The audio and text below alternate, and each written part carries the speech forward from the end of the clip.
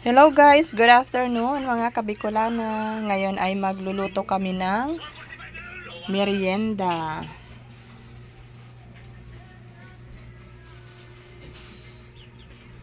Ang tawag sa amin ito ay giniris na batag.